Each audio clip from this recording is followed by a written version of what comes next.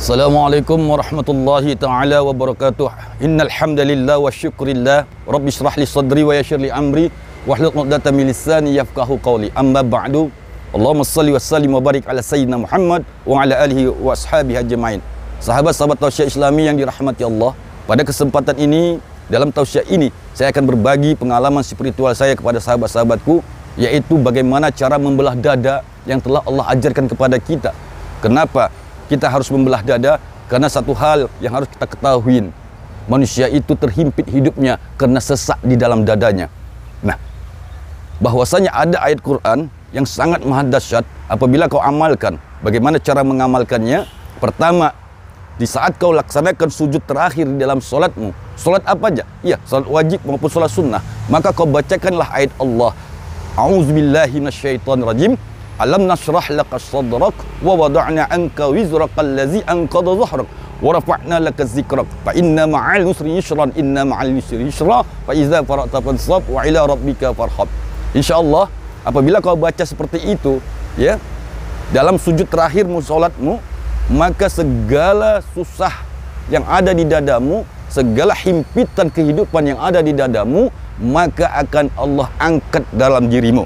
Sahabat-sahabat tausiah Islami yang dirahmati Allah, kenapa kita harus menggunakan ayat tersebut, Alam Nasrah itu?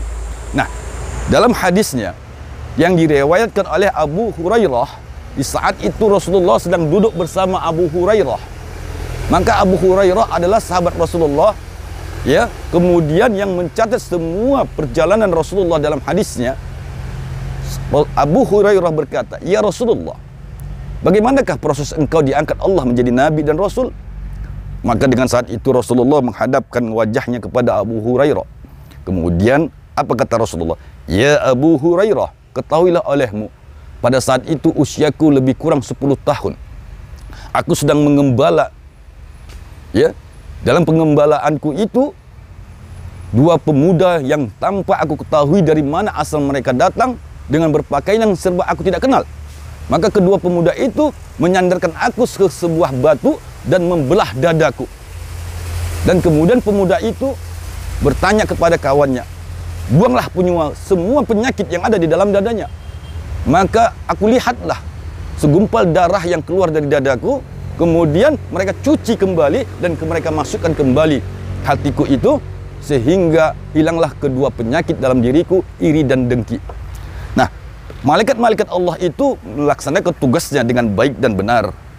Sahabat-sahabat tausiah Islami, jika itu kau amalkan, ya, Alam nasrah laka sadrak, kau belah dadamu, maka segala yang menyesakkan di dalam dirimu akan Allah buang, akan Allah singkirkan apabila kau mengamalkannya dengan cara yang benar. Seperti mana?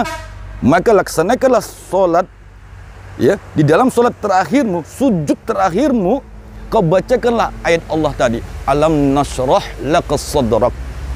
Ya, kau bacalah ayat tadi beserta arti dan maknanya dalam hatimu. Insya Allah pasti segala yang membuat dadamu menjadi gundah gulana, sempit, sesak, seperti mana yang diartikan di dalam surat Alam Nasrah tadi itu, maka akan Allah angkat kesusahan-kesusahanmu, apalagi kesusahan-kesusahan ekonomi. Sahabat-sahabat tausiah Islami yang dirahmati Allah, bahwasanya untuk memproses pembelahan dada di dalam diri manusia, ya, kalau kita kembali kepada tafsir, ya, Al-Quran, maka di situ sangat dijelaskan Allah, apabila kau mengalami satu kesusahan, pasti akan ada kemudahan. Dan itu kalimat diulang-ulangi, Inna ma'al yusri yusran. Ya, maka di dalam kesusahan itu akan ketemu kemudahan. Nah, bagaimana cara mengamalkannya? Ikuti seperti mana yang saya ajarkan tadi, ya. Di saat engkau sujud terakhir di dalam solat apa saja, baik solat sunnah maupun solat fardu, kau bacalah ayat tadi, Alam nasrah laka sadrak wa wada'na anka wizrak allazi anqadha dhahrak wa rafa'na laka dzikrak fa inna ma'al usri yusran inna ma'al yusri yusra fa idza faragta fansab wa ila rabbika farhab.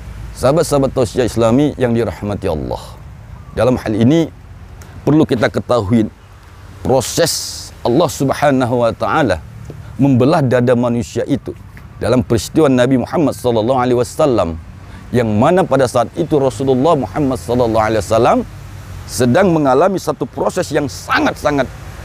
Nah, peristiwa itu terjadi kembali. Ya. Peristiwa itu kembali terjadi di saat Rasulullah Muhammad sallallahu alaihi wasallam mau diangkat Allah Isra wal Mi'raj. Dalam perjalanan Rasulullah Muhammad sallallahu alaihi wasallam menuju kepada Allah Subhanahu wa taala, Nabi Muhammad mengalami dadanya merasa sesak dan sempit atas kehidupan yang beliau alamin. Begitu juga kita umatnya, sahabat-sahabatku, jika engkau mengalami kesusahan dalam hidupmu, baik kesusahan ekonomi, apa saja dalam segala hal kehidupanmu, maka amalkanlah itu. Alam nasrah laka sadrak.